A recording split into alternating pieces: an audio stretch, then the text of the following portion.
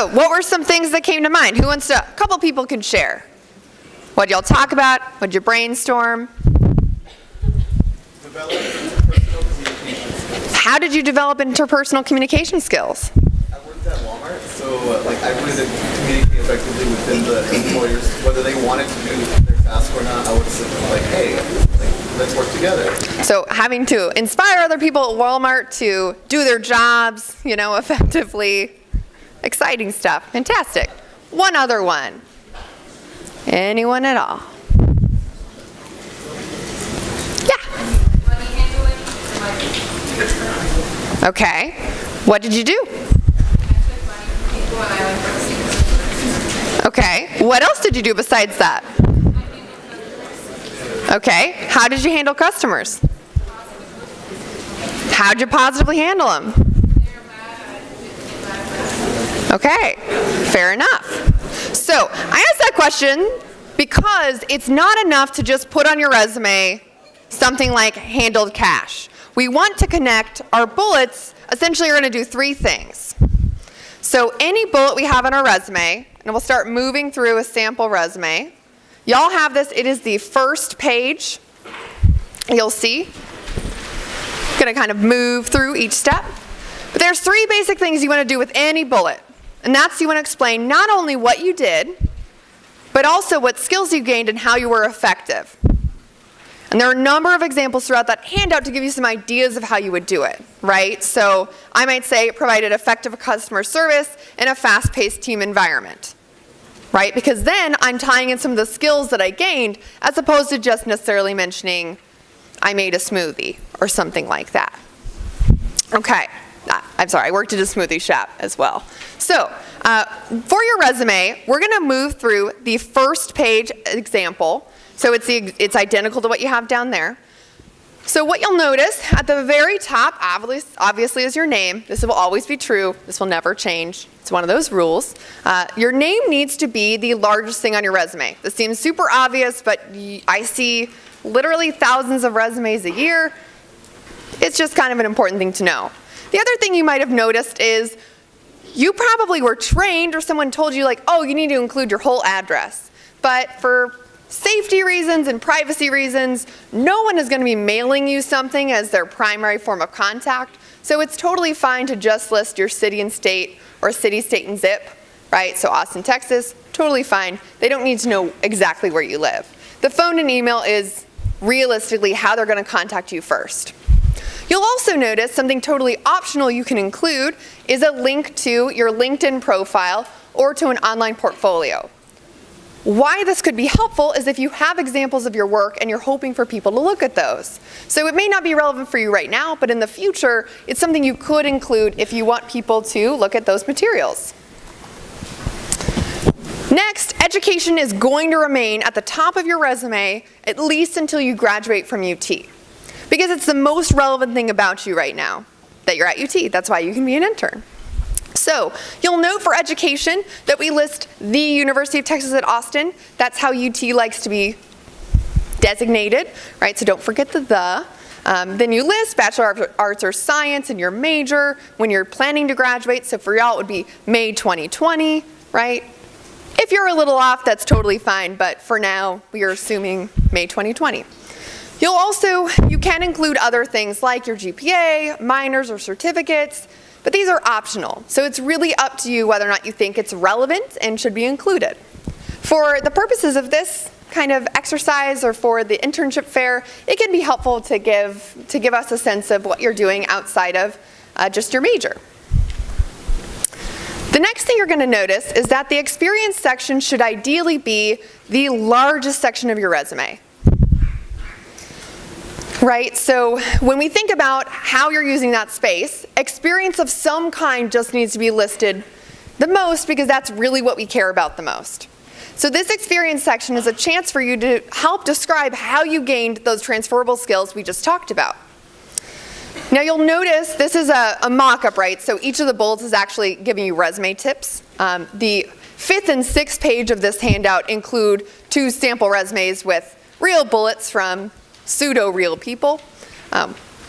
So you'll notice that under experience, We've included things like clubs and organization involvement, part-time jobs, internships, volunteer work, even class projects. And the reason we did this is because anything you do is experience. So maybe you've heard before, like, oh, you need to just list your volunteer experience in one section and your paid experience in another section. You can totally do that, but you also don't have to. So if you see on the 5th page of your handout, it's either Schuyler Pathfinder or Taylor Longhorn. I think it's Taylor Longhorn. Someone confirm. Yeah, Taylor. Okay. So you'll see on Taylor's, we go a step further with experience. Instead of just listing experience, this person is trying to position themselves into getting certain jobs, right, in advertising and marketing. So they don't just say experience, right, they say advertising experience. And instead of just listing other work experience, right, they've got a special heading for that. Does this kind of make sense? So you can literally use whatever words you want for the category heading. So experience is a heading. You can literally put any words in front of experience and have it be its own section. Why you might do this is if you're trying to highlight that you have experience in a certain area and you want the person to know that. So let's say you're applying to, just because this is a lot of the positions I think that are offered at UT, a social media marketing position. Right? So let's say you're applying to that. It's probably helpful to have anything you think is relevant to marketing towards the top of your resume so that the person who's thinking about recruiting you knows that you've had some experience there. Does this sort of make sense?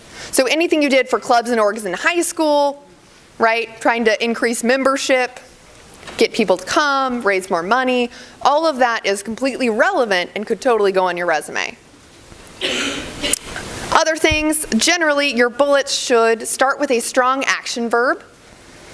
There's a whole list on page 4 if you're feeling stuck.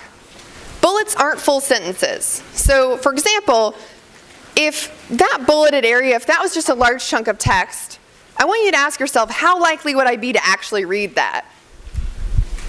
And the answer is probably not at all likely, right? So we use bullets to help make it easier to read because we sort of assume that the person who's reading this resume is lazy, right? Like that's the easiest way I know how to describe it. So with assuming that, you're trying to make things as easy as possible for them. So we're starting a bullet with a strong action verb.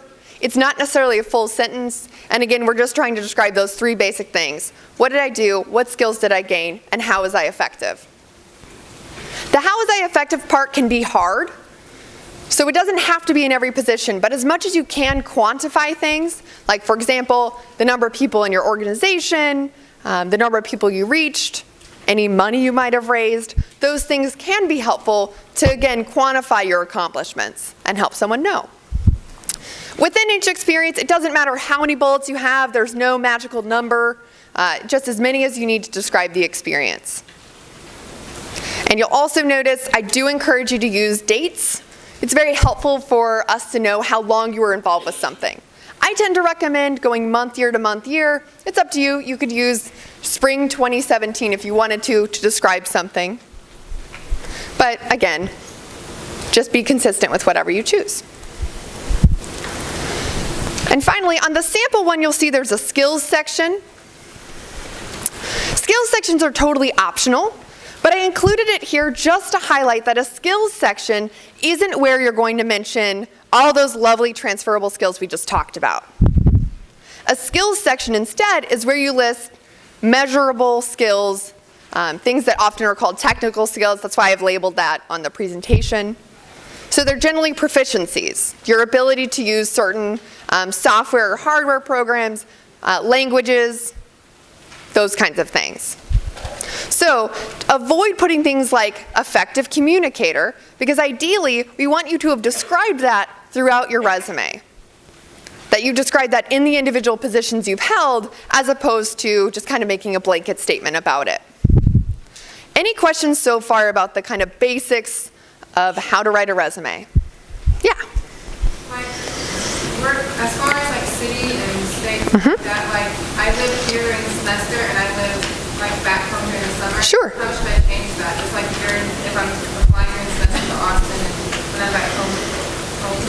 Yeah, so I think the question is about your city and state, just in general on your application. I tend to encourage you to put it wherever you're applying, right? So if you're applying for things that are back home, I would include your home address, right? If you're applying for things here in Austin, use Austin. Or you just don't even have to include it. It's totally up to you. Anything else? Yeah. The skills section where it says proficiency in language, does the language have to matter? Like, does it have to be relevant to everything? Great question. So does the language need to be relevant? Any languages, personally, I think I would include it because you never know if someone might actually have a need for that language. So in general, with languages, I'd encourage you to list your proficiencies because it only takes up, a tiny bit of space to explain the languages you speak. And sometimes it can be really, really helpful.